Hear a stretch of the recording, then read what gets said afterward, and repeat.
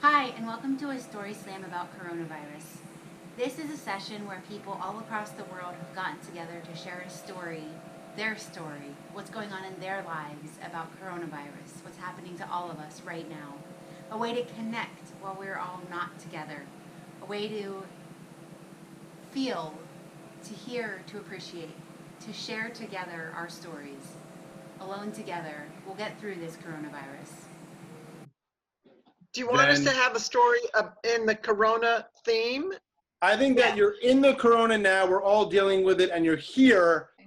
Yeah, no. So the goal would be 3 minutes. I think we have looks like we have about 12 people here. Sharon Eisner, who's joining us from Ohio. This is a story about my mom, and it's called Apart.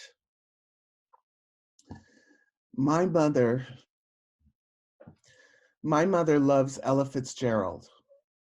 The last time I saw my mom in person, she was in her room at the Cleveland Clinic, and I played Ella singing My Funny Valentine.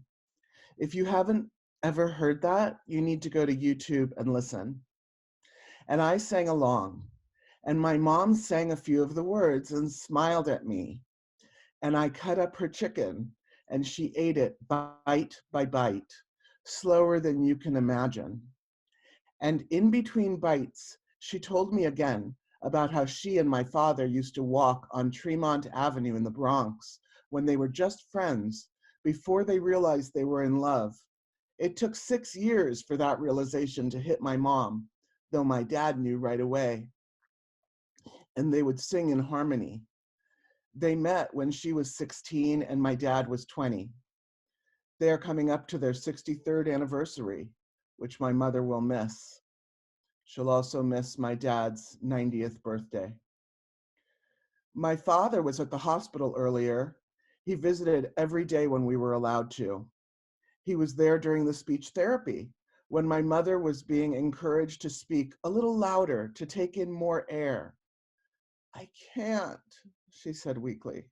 I can't. My mother's lungs have been through a lot. My father tries to help. Don't say can't, Harriet. You can do it. He's trying to be her cheerleader. She turns to him fiercely and responds with a full voice. I said I can't, Leo. You don't know. And then turns again to the speech therapist. I'm weak. She likes to be babied. I have always been her baby. I'm in my 50s, and she still introduces me to the nurses as her baby. My sister is the primary caregiver. I'm in charge of distracting her from the pain. And then suddenly one morning, the hospital wouldn't let us in. A new no visitors policy because of the virus. No exceptions. 2 days later, she wound up in the ICU. They said that she hadn't eaten for 2 days. Maybe they didn't realize they had to cut up her chicken. Maybe they didn't understand she needed to talk to someone while she was eating, needed a lot of time. They put her on a feeding tube and also on an endotracheal tube to assist her breathing. They said she was unresponsive. What does that mean? Did they try shaking her shoulder? Did they try putting a cool cloth on her face or moisturizing her hands? She's out of the ICU now, but still not talking. We see her once a day on Zoom, on the case manager's phone. She just looks at us and cries, and we cry on the other side. Thank you for sharing. Thanks, Sharon. Thank you for listening. It was a great story. Okay, thank you. Next up, I don't know where you are in the world. I believe you're in the United States. Warren. I'm in a little bitty town. It's called Travelers Rest, South Carolina. It's just north of Greenville. Well, mine is sort of just entitled The Store. And it comes from a trip that I took to the store, the first trip we took after all of this stuff got started. You know, myself being an older fella, I decided I'd take advantage of being able to go to the store at those 6 a.m. to 7 a.m. slot that they reserve for us older folks. And so I showed up and managed to do it on a Wednesday. And I didn't realize that the times were set up for on Tuesdays and Thursdays. So that was my first major disappointment. But at the same time, I ran into a fella that was standing there outside the doors, showed up at the same time as me. And we ended up just hanging out and chatting and waiting for the store to open up. We ended up getting to know each other a little bit. We got to talking back and forth and had a good conversation. But at the same time, as I'm standing there, you know, I realized I'm a smoker, he's a smoker. You know, we both got our smoker's coughs. We both got our snivels because it's allergy season here in South Carolina. And anyways, next thing I know, this fella has his smoker's cough and he hawks up a loogie and turns around and spits one out there in the parking lot. And I'm like, oh man, this is the wrong place to do this at this time of the year and this time of the world and what's going on. But then anyways, a few minutes later, the stores go ahead and open up and the manager welcomes us all into the store. And I've got my list and I'm sitting there and hunting through the list that my daughter had made for me and going through each of the single aisles, you know, item by item, trying to find exactly what it is I'm looking for. And it was almost like a treasure hunt. I'd go down through the vegetables department and try to find the bananas, try to find this, try to find that. And it seemed like every time I turned around, something was not there. But at the same time, you know, it's like I had told the fella inside when I was outside that one of the few things that I really only needed and wanted was a couple of loaves of bread and a can of Spam or two. And so anyways, as I go down through the aisles, I hit the frozen food aisle and sure enough, I found some tater tots. I go and I find the bread aisle and yeah, there were some loaves of bread. They were the, you know, cheapo store-bought brand, but you know, hey, that's okay.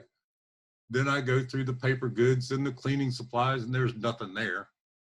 Make it all the way through to the other end of the store and I go through eggs and I get myself a couple of eggs and I get some milk and work my way back through the store and I found the aisle that had the Spam meats on it and lo and behold, there wasn't a single thing there.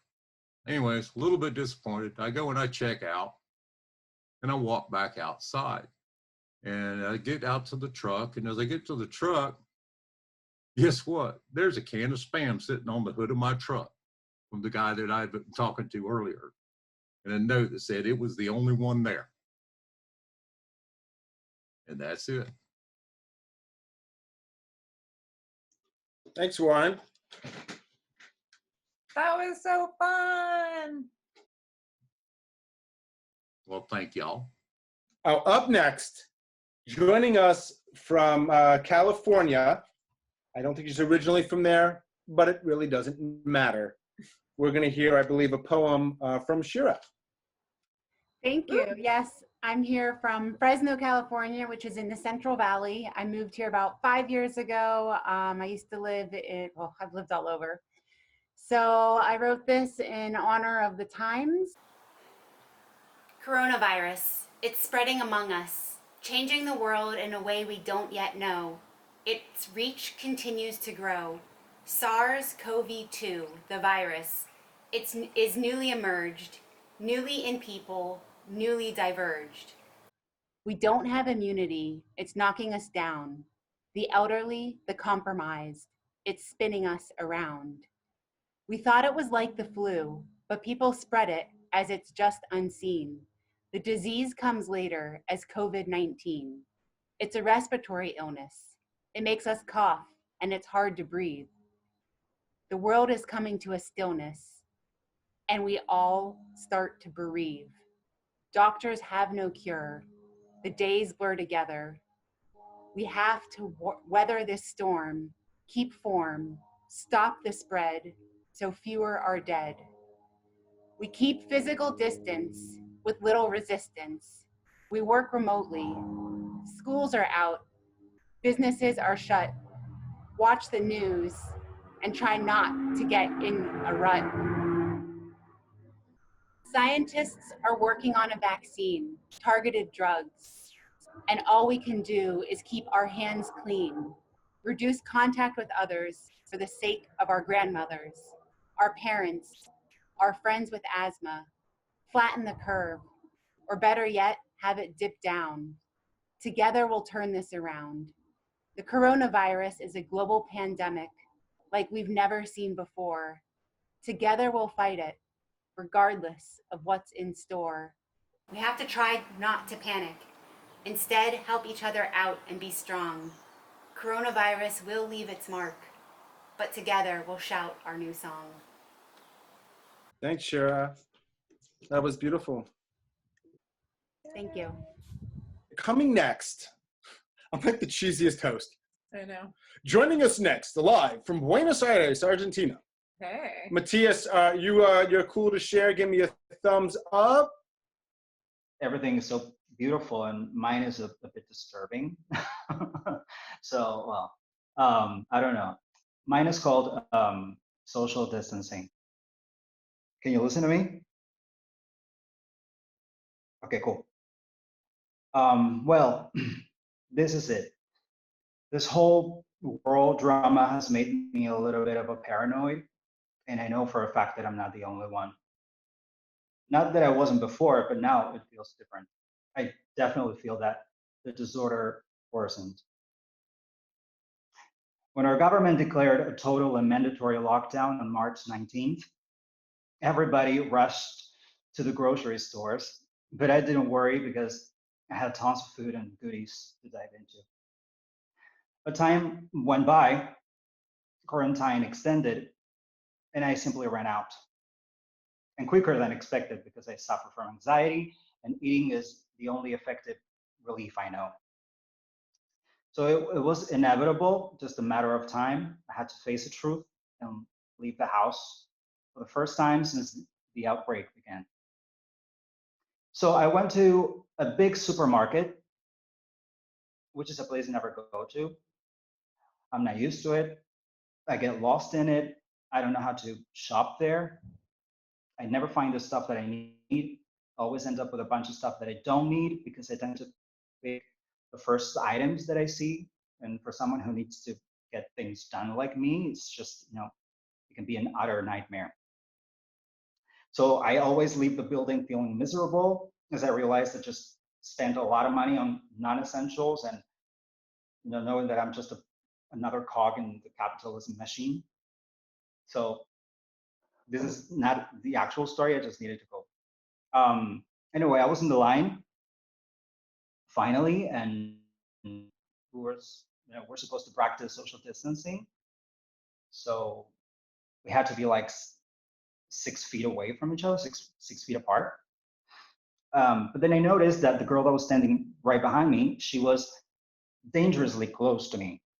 I couldn't tell how close she was, but enough for it to be unsafe, if you know what I mean. And I couldn't believe it. Like, I couldn't believe how irresponsible she was. I mean, what part of stay away from me you haven't fully understood? Because I think it's pretty clear. She was putting both our lives in serious jeopardy and wouldn't even apologize. I was furious for how disrespectful she was. I wanted to turn around and tell her to back off, but didn't want to look as a creep, so I just tried my best to ignore her instead. Big mistake, because it was then, a couple of minutes later, that she sneezed almost on my neck. Not only once, but 4 times in a row. And for 1 millisecond, the world stopped. We all stopped breathing until we couldn't hold it anymore, and chaos overcame. I could see the flying mortal germs spreading death all over. And everyone panicked, but on the inside, if you know what I mean. Somehow, some way, we managed to keep it together and stay calm. But the silence can be loud. And the silence, it became thicker than ever. We could have heard a needle drop because this girl did everything wrong. She didn't cover her face and cleaned her nose with her left hand. And we were all certain that we wouldn't make it at that point. We were scared and frustrated, but then we got insanely mad at her because I was just like, did I just spend the last 10 days of my life locked in my house, following rules, doing the right thing, washing my hand 25 times a day for a stranger to come out of the blue and mess it all up in 1 second? We wanted her out. We wished her the worst. If she had needed help from us at that point, I swear nobody would have stepped in. And I mean it. Because why would anyone help someone who's been so inconsiderate? All of us were immersed deeply in very dark thoughts towards her, horrible things that we wouldn't dare say now. After that shopping situation was over, I came back home and washed my hands up to the elbows with lots of soap and sanitizer, made a cup of tea, and sat down and just burst into laughter because it was hilarious. Come on. I mean, I laughed at me, at them, at everybody because we're such a funny circus, aren't we? How come our biggest fear is something we can't even see? That's how religion operates. Well, I'm not going there because I don't want to hurt anyone's feelings. But even if we want to deny that, we were right there about to jump off the cliff for something as silly as a sneeze. And I don't know what that means. Do you? Have the lack of social contact made us colder, or is it just showing clearer now? And what does it take for a person to lose it? To lose composure, to lose temper, and to lose mind? I guess we'll figure it out. Thanks, Matías. That was harrowing, man. That was so good. Thank you, everybody. Our next sharer is Dia. My story that I'm making up right now that really did happen is about two invisible enemies and a new friend. Every season, twice a year, I'm a member of Toastmasters and we have speech contests, some in the fall, some in the spring. And I was participating in this year's international speech contest in person, usually, but with the coronavirus, we had to go digital and have a Zoom speech contest. So that was challenging. The day before the speech contest, I did 3 Zoom meetings and FaceTimed listening, helping my daughter-in-law homeschool by listening to my 6-year-old granddaughter read. Everything's great. I get all set up Saturday morning, and because of the coronavirus, I've got my set ready to do my speech. I've got my prop. I've got a broom. I'm talking about sweeping away a pain. And my internet won't work. Okay, I have a backup plan. I have a cell phone and a hotspot. So I switch everything around. I've got everything ready. And my cell phone won't work because I've used up all my data with all the times that I've had to be on the computer. And I've been on just enough to hear the speaker that was supposed to happen before me. And I'm trying to figure out who to call, what to do. And I get a call, I go outside and I get a call from the person in charge of the contest. Where are you? And I said, I'm outside trying to find some service. And I'm running around in our neighborhood with my laptop, and I see this person standing outside across the street that I've not met. I didn't think. And I just yelled at her, hey, how's your internet? And she's like, good. I went, can I come over and use your internet?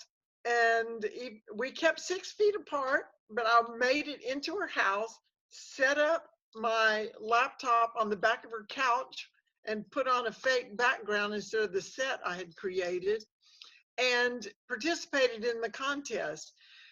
Amazingly, they put me back in skipped me and then came back to me. So I was able to participate. And then the friend, now that I thought I'd never known, 6 years ago, as a real estate agent, I had shown her property. And she totally remembered, oh, you're Dia, I remember you showing me a house, and I did it. And she went through the whole episode. And it was like, and you live right across the street from me. And I didn't know that. So because of two invisible enemies, coronavirus and my internet, I was able to meet a new friend. The end. Do you just do that on the spot? Is that what you do? You just sort of throw stories together like that on the spot? The sort of mad skills? Come on. I threw that one in. All right, I'm going to share a story now. Short one. I am unmuted, so here I go. I think about my friend Jimmy. I met Jimmy my freshman year at the University of Buffalo. Jimmy had this laugh that was unlike any laugh I had ever heard. And I got to hear that laugh a lot. And he had a heart unlike any friend I had ever had. I got to feel that heart a lot too. We both transferred after our freshman year. He went to another school in New York. I left for Florida. But we remained close friends despite the distance. For 7 years, we were friends. And then I got a call and learned he was gone. He took his own life. I think about my friend Mike. I met Mike at a writing class in New York. He was in active drug addiction recovery, and he was doing well. Mike had a mind unlike anyone I had ever met. I got to listen to that mind a lot. And he had this curiosity unlike any friend I'd ever had. Got to see that curiosity a lot too. For 6 years, we were friends. Then I got a message and learned he too was gone. Drug-related accident.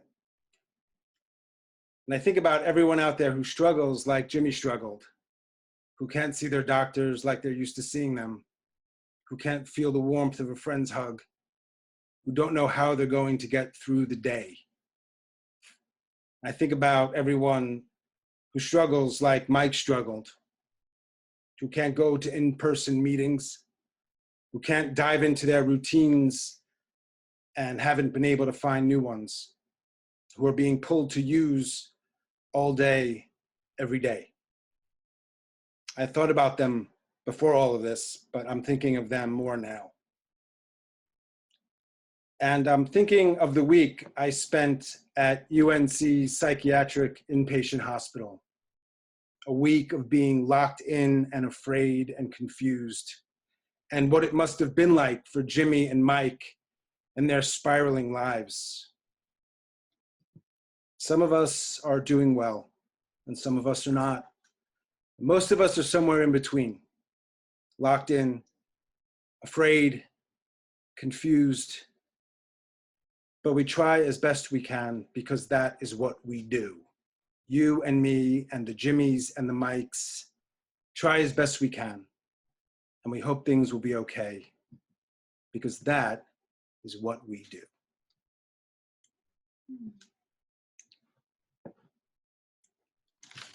Thank you. Whoop, whoop. Thanks for listening, y'all.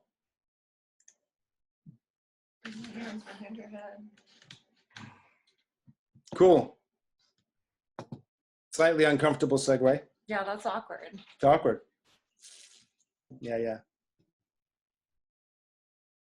Cool. So, are you gonna share? Is there anyone else? We have one more, unless you want to speak or share something small-ish. Okay, I'll just talk. All right. Tree's actually next to me, so she's gonna pop in and share her I story. don't have to pop in. You're popping in. Pop. Okay. All right. I don't have a story. I'm sorry.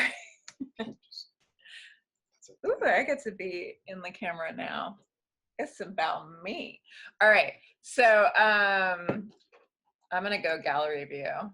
I guess what I want to say is there seems to be a group of us who are thriving in this situation. And it's a little bit awkward to share that because people are suffering. But I think it's important that we talk about it because it's important. So I feel that I do best when I don't have anywhere I need to be, when I have a feeling of, yeah, it's like summer vacation when you were a kid, when you just know that you can be at the beach and you don't have to rush home to get anywhere.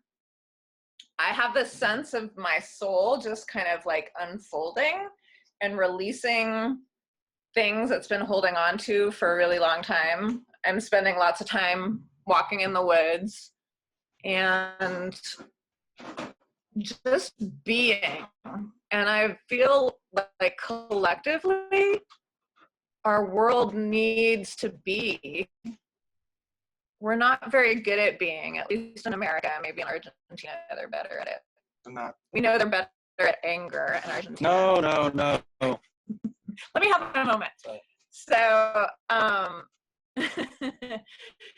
so I'm just taking like a big exhale at this time and enjoying the world coming to a stop. I think it's been something that we've needed desperately. And the only way sometimes that we wake up is through a crisis. The other thing that I'm really enjoying is, that's the weird, it's on delay. The other thing I'm really enjoying is, Sorry, it might be on delay now. hold on, give me a second. The other thing I'm enjoying is, oh, it just went out of my head. I'm so sorry, you all. Maybe it'll come back to me. But, oh, I'm enjoying the feeling of unity with the world. I don't know if anyone else is experiencing this, but I really like that we all have the same problem right now. And we're working together towards solving that problem. So I think in everyday life, we walk around with our own individual problems, and they're real, and we still have those problems, absolutely. But now we're all coming together energetically, and we're all suffering together. And to me, that just makes me feel connected to the world in a new way. So thank you for bearing with my rambling. I just want to like encourage you to enjoy the beingness as much as you can right now, because it's a really rare time on Earth, and I think there's something important here for all of us, at least for me. Okay, thank you. I'm concerned about the video. So when I was a little girl, I would sing and dance with my Barbie karaoke machine until one day I performed for my parents, their friends, and family. And that day changed my life until I got out of college. They all laughed at what I thought was me at the time, and I swore that day I would never dance in front of people again from that day on. I was like 4. And I really didn't dance ever at any social gatherings. And suffering from depression and anxiety almost all my life, I've found different ways to cope that didn't include dancing in public. I finally gave into trying out medication to help me get pick-me-up, but I wanted to make sure I could find something to keep the habits going without the medicine. And I found that by accident. One day, my neighbor and I, who we'd only nodded to each other ever for like half a year, came up to me and he said, "Hey, I know we haven't talked, but could you watch my cat for 2 weeks?" I laughed and I was like, "Really?" And he said, "Yeah, my girlfriend and I are gonna go out of state and we need someone to watch our cat." And after meeting them formally, I decided to say yes. Then I got invited to their house party full of Cubans. And try telling a Cuban that you cannot dance and just want to watch. It doesn't work. So I found myself learning the steps of salsa And fast forward to 2019, and I have now been taking Cuban salsa dance classes since April of 2019. After joining dance last year, I started to feel more motivated. I was excited and confident and started feeling like my life was changing for the better. I've met beautiful people and made important friendships that I could not have imagined would come from me agreeing to watch a neighbor's cat. After COVID-19, quarantine became very serious, I started to feel the darkness and anxiety returning. But in this day and age, I'm fortunate to live with advanced technology, with creative minds and people who have adapted professionally and socially. I now find myself watching movies and YouTube clips with friends and family through Zoom and follow along to dance moves, again, through the fortune of having my instructor move to virtual classes. I've found time to work on projects that I would have otherwise put on the back burner. I was able to walk on a trail and hear the birds, rustling of the animals and the trees without the bustling sound of busy people and cars.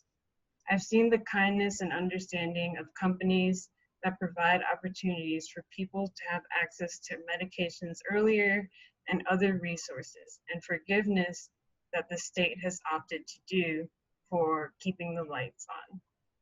I have become more grateful for the slowing down of society and seeing and experiencing the adaptations that we have always ended up making to survive. That's it.